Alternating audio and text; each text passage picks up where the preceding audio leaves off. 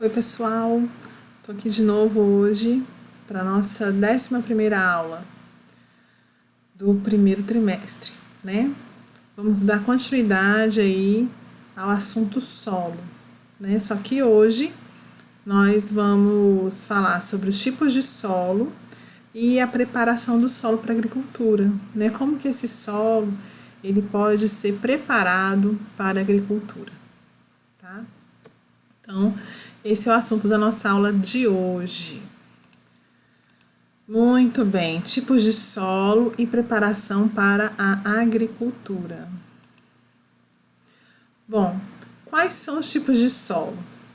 E por que os solos são diferentes? Por que não é tudo igual, né? Nós vimos que eles são formados a partir de uma rocha matriz. Será que tem a ver com alguma coisa com isso aí? Então, olha só, existem alguns fatores, tá bom? Que vão influenciar no tipo de solo. Então, e esses fatores fazem com que os solos eles sejam diferentes uns dos outros. Então, fatores como o clima, o relevo, tá? O tipo de rocha que deu origem àquele solo, o tipo de rocha matriz, tá? Que deu origem àquele solo. A presença ou não, ou maior quantidade ou menor quantidade, por exemplo, de matéria orgânica. Tudo isso aí vai ser muito importante para a gente ter, né, diferentes tipos de solo, tá? Então, a princípio, esses são os fatores que fazem com que nós tenhamos tipos diferentes de solo.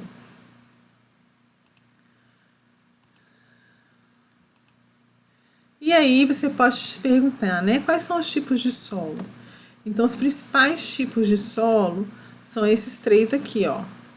Solo arenoso, solo argiloso e solo umífero, tá? Esses são os três principais tipos de solo que nós vamos comentar hoje na nossa aula, tá? Qual a diferença do argiloso para o arenoso? O que o umífero tem de especial? Qual é melhor, né? Então, isso que nós vamos falar hoje. Muito bem. Nós vamos começar pelo arenoso, tá? Como o nome está dizendo, solo arenoso deve ter muito o quê? Areia, né?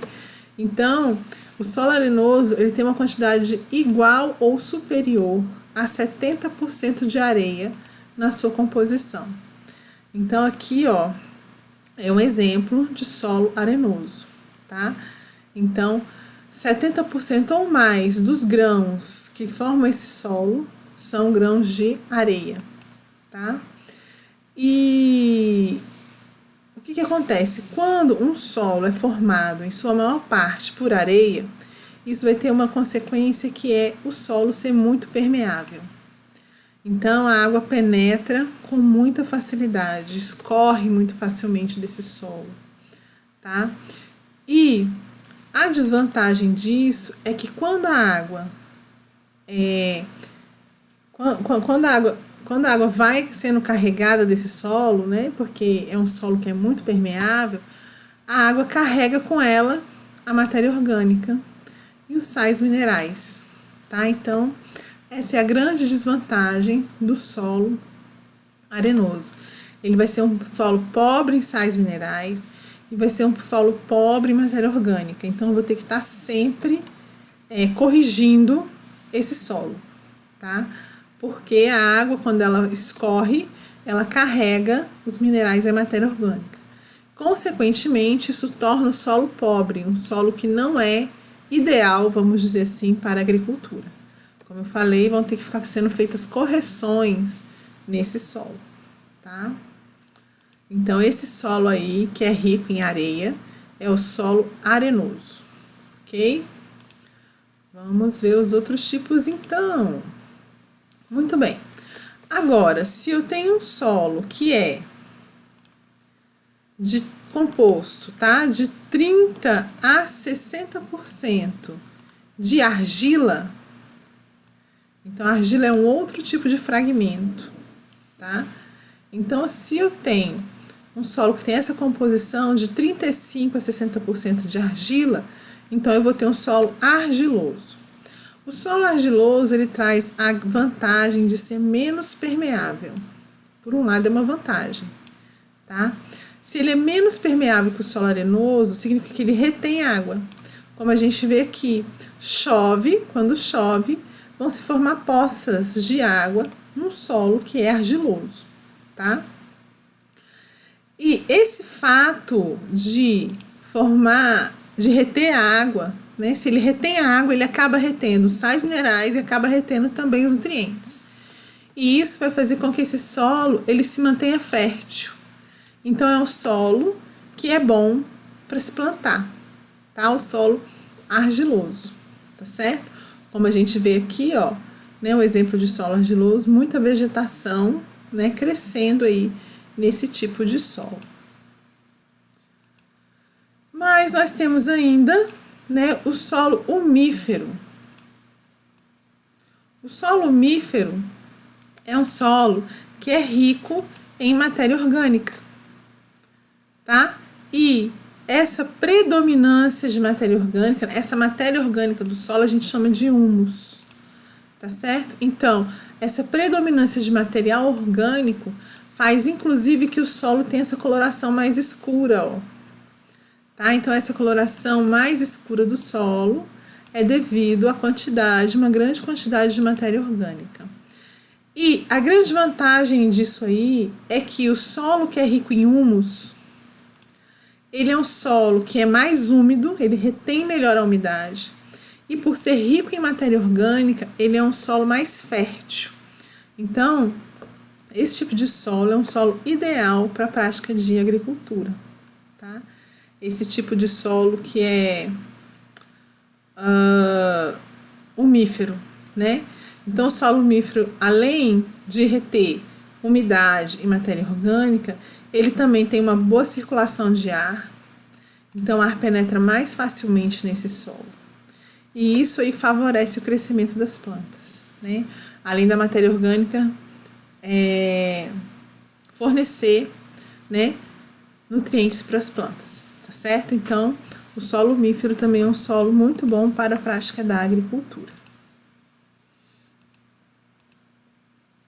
Bom, então, como estávamos falando, né, qual o solo ideal para a agricultura? Né, o ideal mesmo é que o solo ele seja...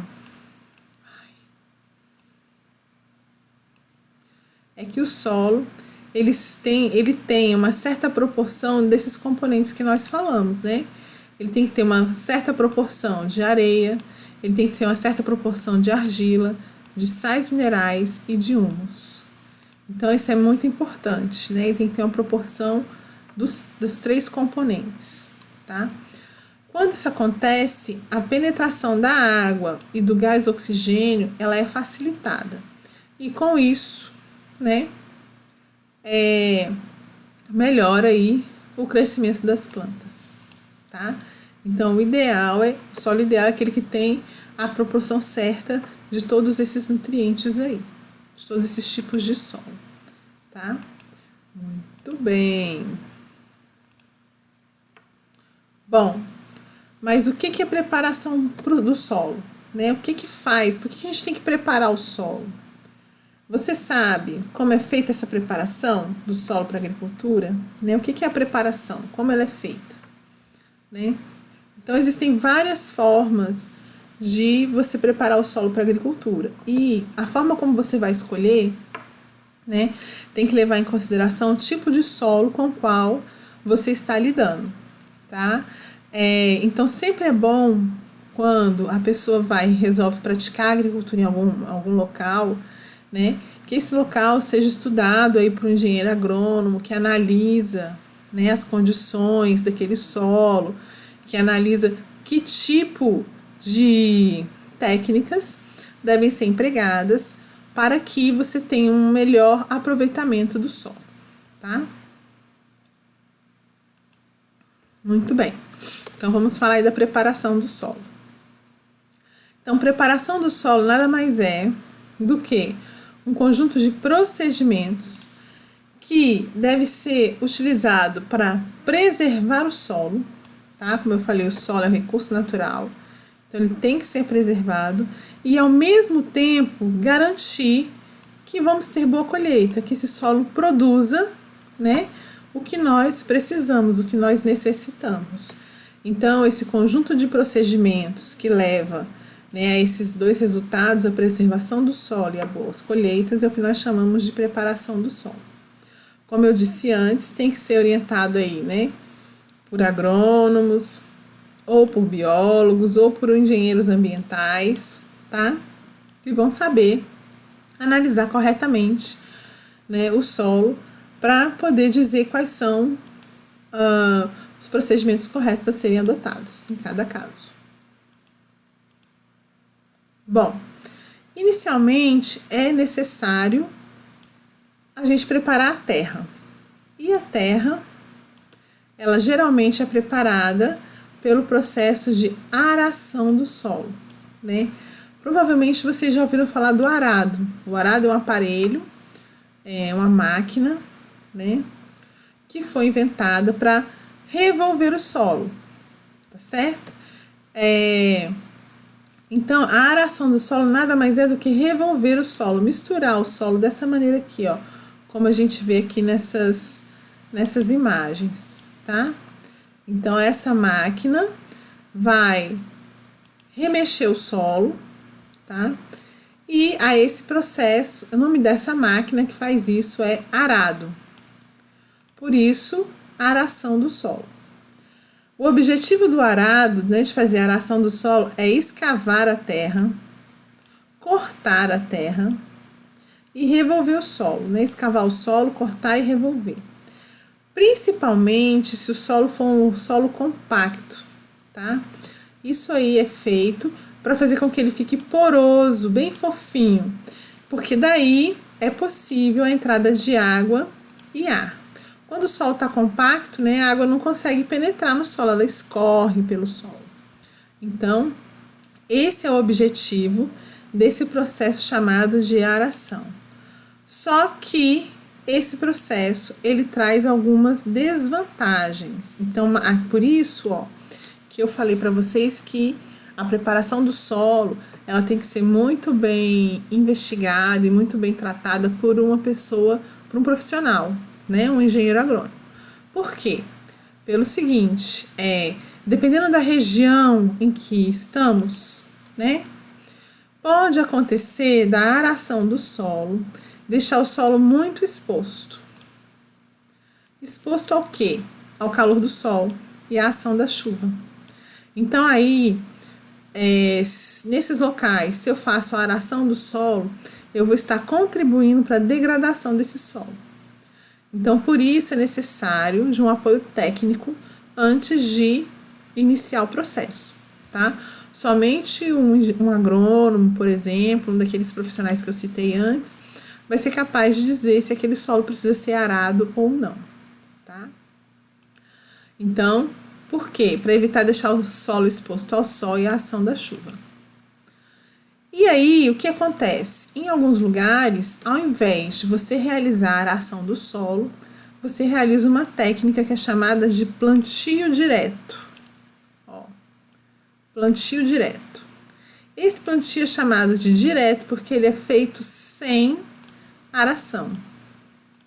Então, não vai realizar aração naquele solo, tá? Nesse caso, a semente é colocada em buracos. Ou então eles fazem assim, eles cortam o solo somente no lugar onde eles vão colocar a semente. Tá vendo? Então as sementes vão ser colocadas nessas valinhas aqui, ó, por exemplo, tá? Então, o solo permanece coberto com palha, ó, nos dois casos, tá? Essa palha nada mais é do que os restos da plantação anterior. Então, você plantou alguma coisa ali antes, fez a colheita, sobrou aquela palha ali no solo. Então, quando você for plantar, você já vai largar aquela palha lá, porque ela já vai servir como um adubo, tá certo? E aí você simplesmente faz o buraco lá e coloca a semente, tá? A grande vantagem desse processo de fazer o plantio direto é que esse processo ele diminui o impacto da chuva no solo.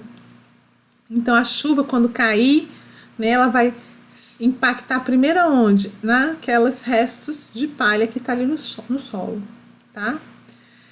Ela vai diminuir, vai proteger da ação direta dos raios do sol, tá certo? E além disso, a presença dessa palha no solo, ela vai manter o solo úmido, vai reter a umidade no solo, tá? O que é muito importante para o desenvolvimento das plantas, tá? E como eu disse, vai funcionar como adubo natural, porque essa matéria orgânica dessa palha vai ser decomposta ali naquele solo e vai acabar adubando esse solo também. Muito bem. Bom, por falar em adubação, né? Esse é o próximo passo aí para a preparação do solo. Então, o primeiro passo foi decidir entre aração e plantio direto, né? E o segundo passo vem a adubação. A adubação é um processo que visa devolver para o solo aquilo que está em falta. Então, pode ser que o solo esteja com falta de nutrientes. Novamente, quem vai poder, né, te dar uma resposta disso aí é um profissional ligado aí à agricultura, né, um engenheiro agrônomo, por exemplo, né? E aí vai poder dizer, né, depois de muitas análises, quais nutrientes que estão em falta naquele solo. E aí existem algumas alternativas, né? A primeira que eu vou apresentar para vocês aqui é a adubação orgânica, né? A adubação orgânica, ó, como o nome diz, com restos de plantas, né? Restos de planta, folha, galho, casca de arroz, né? Farinha de osso, por exemplo, esterco, fezes. O que é esterco, né? As pessoas às vezes perguntam. Esterco são fezes de animais. Então aí você tem algumas opções. Por exemplo, na agricultura podemos usar fezes de boi, de cavalo, de galinha, de porco, né? São animais de criação, cujas fezes podem ser utilizadas como adubo orgânico, tá? E quando esses restos se decompõem, eles vão acabar ajudando a formar o humus, que é a matéria orgânica do solo. Então, vão liberar ali, né, matéria orgânica. Então, como é que funciona, né? Você tem que misturar esses restos de alimentos no solo, tá? Ou essa farinha de osso, ou as fezes, e deixar isso ali um tempo para que seja, né, produzido o humus, e só então você vai poder plantar. Uma outra opção é utilizar humus de minhoca, tá? O que é humus de minhoca? O humus de minhoca nada mais é do que os resíduos orgânicos, resíduos da digestão da minhoca, as fezes da minhoca, misturadas no solo, tá? Então, existem pessoas que criam minhocas com essa finalidade, né? As minhocas se alimentam ali de restos de alimentos, ó, assim, ó, misturados no solo, tá? Então, passa a ter uma grande população de minhocas ali naquele solo. E essas minhocas vão liberando fezes nesse solo. E essas fezes, elas vão formar essa matéria orgânica do solo que eu chamo de humus. Como, né, foi feito aí basicamente pelas minhocas, humus de minhocas. Isso aqui a gente encontra até no mercado, naquela seção de plantas para comprar, tá? É muito comum quem cultiva plantas em casa ter humus de minhoca. É um adubo orgânico, natural. Muito bem. E aí, por falar nas minhocas, né? As minhocas realmente são muito importantes para o solo, tá? Quando a gente tem minhocas no solo, então o que acontece? Ó, aqui a gente tem, por exemplo, esterco de animais, ó, tá certo? São fezes de animais. As minhocas, elas vão se alimentar tanto dessas fezes de animais, quanto de restos de vegetais, tá? De esterco, que são fezes de animais, e restos de vegetais que vão estar lá misturados no solo. E aí, elas se alimentam disso aí e vão produzir as fezes dela, que vão formar o humus de minhoca, tá? O humus de minhoca é um adubo muito rico em nutrientes. Então, se existem minhocas naquele solo, é um solo rico em humus de minhoca, tá? Mas essa não é a única vantagem das minhocas no solo, pessoal. Olha só, eu coloquei essa ilustração aqui porque eu quero mostrar o seguinte para vocês. As minhocas, elas formam túneis, ó, tá vendo? Todos os lugares onde essas minhocas estão, aqui ó, um túnel, aqui é um pequenininho, ó. Os lugares onde elas estão se deslocando ali, ó, elas vão formando túneis, tá? E esses túneis, eles vão servir como uma entrada para o ar e para a água. Então, ajuda, facilita a circulação de ar, tá? E a infiltração da água. Então, a minhoca, além de produzir adubo, ela facilita a circulação de ar e de água. E tem outro fator que eu esqueci de escrever aqui no slide, mas que eu vou falar para vocês agora, tá?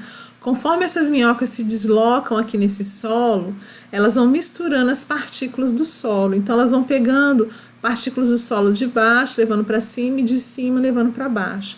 Então, elas vão causando aqui um efeito de aração do solo, né? Por isso, o solo que tem minhocas é um solo que é arado naturalmente, devido ao deslocamento das minhocas no solo, tá certo? Então, seria aí mais uma importância das minhocas no solo.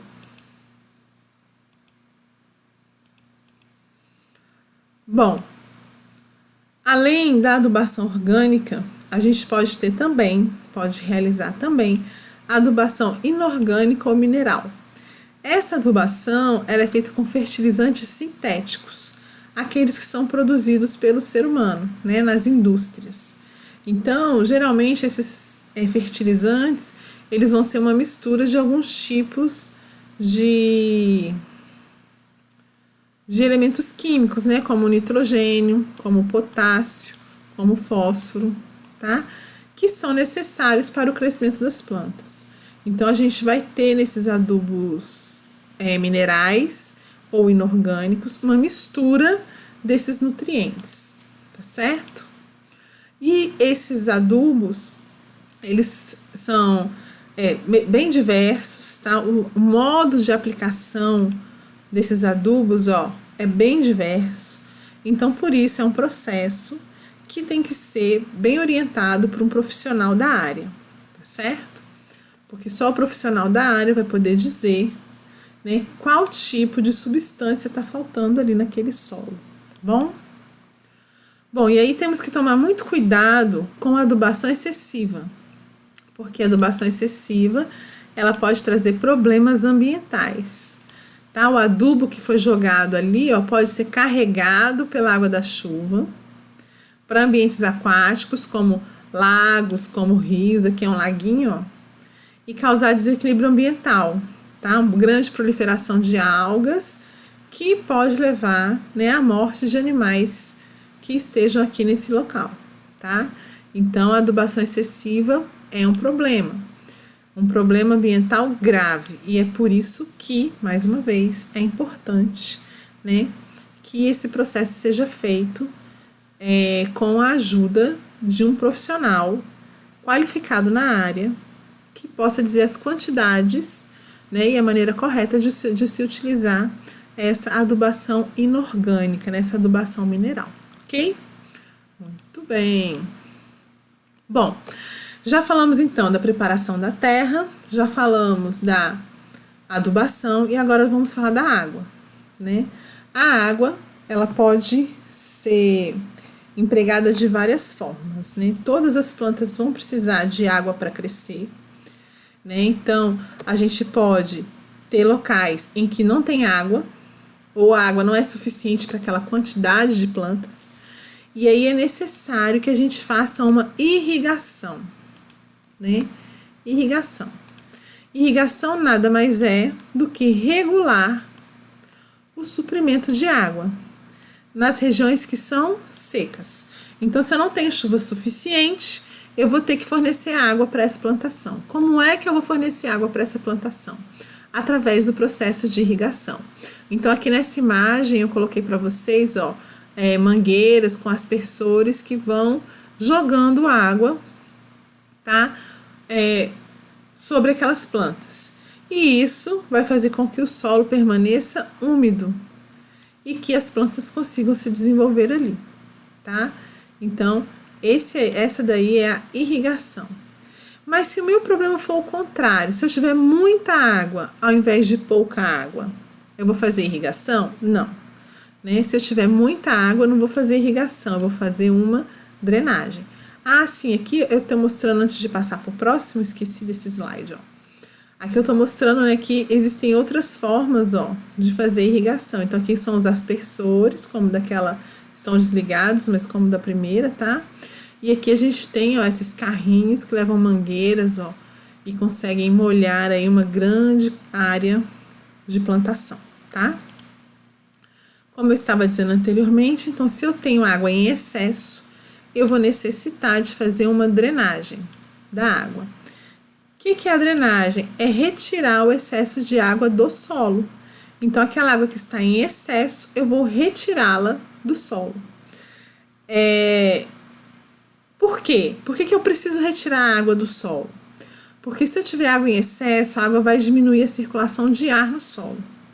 E as raízes, né, precisam respirar. E as raízes vão respirar o oxigênio contido no ar. Então, se misturado no ar, né? Então, se eu tenho água em excesso, eu acabo prejudicando a respiração da raiz e posso perder aquelas plantas, elas podem morrer.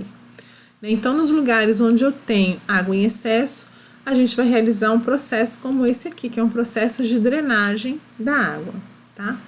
Opa, eu quero uma seta. Drenagem da água, ok? Muito bem, pessoal. Vamos lá, estamos quase terminando.